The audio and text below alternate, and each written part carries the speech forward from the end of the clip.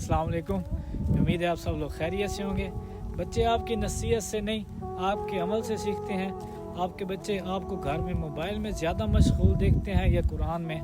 फिल्मों से दिल बहलाता देखते हैं या ज़िक्रुल्लाह से, फजर पर उठता देखते हैं या देर तक सोता, नमाज़ों का पाबंद देखते हैं या लापरवाह, दूसरों की गीबत करता देखते हैं या तारीफ़, नौकरों से बदतमीज़ी, हकारत और बद इखलाकी से पेश आता देखते हैं या सबको इज़्ज़त देता हुआ, रिश्तेदारों का ख्याल रखते और सिला रहमी करता देखते हैं या बात बात पर ताल्लुक़ तोड़ता हुआ देखते हैं, हर वक्त माल के हिरस में मुब्तला देखते हैं या कनात करना,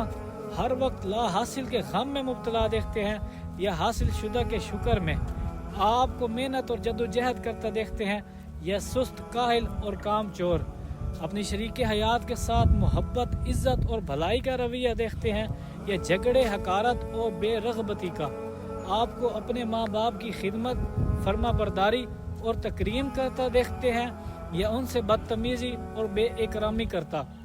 आपको सिगरेट, पान या कोई और नशा करता देखते हैं या वर्जिश और दीगर सेहतमंद सरगर्मियों में, आपका हर अमल आपकी औलाद बगौर देख रही है,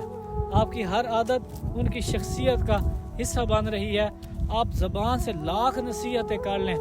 अगर खुद अच्छी मिसाल कायम नहीं करेंगे तो औलाद सही राह पर नहीं आएगी। इसलिए अपने लिए नहीं तो बच्चों की दुनिया और आखिरत की खातिर अपनी इस्लाह पर तवज्जो दें और अपने औलाद के लिए एक बेहतरीन मिसाल बने। भाई को दुआओं में याद रखें। अस्सलाम वालेकुम।